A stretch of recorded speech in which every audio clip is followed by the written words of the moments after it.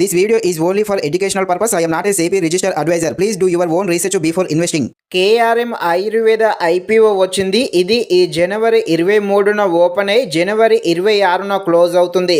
128 నుండి 135 ప్రైజ్తో వస్తుంది. 2,56,000 ఇన్వెస్ట్మెంట్ అయితే చేయాల్సి ఉంటుంది. మొత్తము 1000 లాటు సైజ్తో వస్తుంది.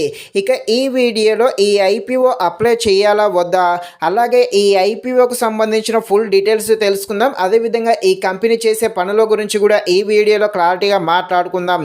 మీరైతే ఈ వీడియోని స్కిప్ చేయకుండా ఎండ్ వరకు చూసేసి ఇంకా ఎవరైనా మన ఛానల్ని సబ్స్క్రైబ్ అండ్ లైక్ చేయకుండా ఉంటే ఇప్పుడే మన ఛానల్ని సబ్స్క్రైబ్ అండ్ లైక్ చేసి కాస్త నాకు సపోర్ట్ చేసేయండి.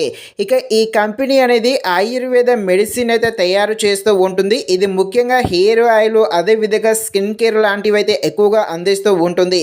ఈ ఆయుర్వేద మార్కెట్కి అయితే ఇండియాలో మంచి డిమాండే ఉంది. అదేవిధంగా ఆన్లైన్లో కూడా ఈ కంపెనీ అయితే సేల్ చేస్తూ ఉంటుంది. కాకపోతే ఈ కంపెనీకి పోటీగా ఇండియాలో అయితే చాలా పెద్ద కంపెనీలు, దానితో పాటు చిన్న చిన్న కంపెనీలు కూడా ఉండడం జరిగింది. అలాగే ఈ కంపెనీ అనేది కేవలం ఇండియాలో మాత్రమే ఉంది. విదేశాల నుండి ఎలాంటి అప్డేట్ అంటే విదేశాల నుండి ఎలాంటి మార్కెటింగ్ అయితే ఏమీ లేదు.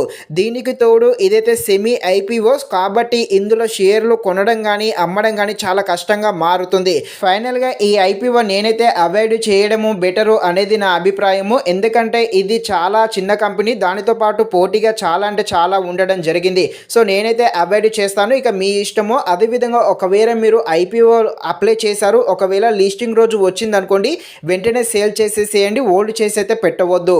ఇది ఫ్రెండ్స్, మరిన్ని ఇలాంటి వీడియోస్ కోసం అయితే మన ఛానల్ని తప్పకుండా లైక్ అండ్ సబ్స్క్రైబ్ చేయండి. Thank you watching this video. జై Hind. This video is only for educational purpose. I am not a SEBI registered advisor. Please do your own research before investing.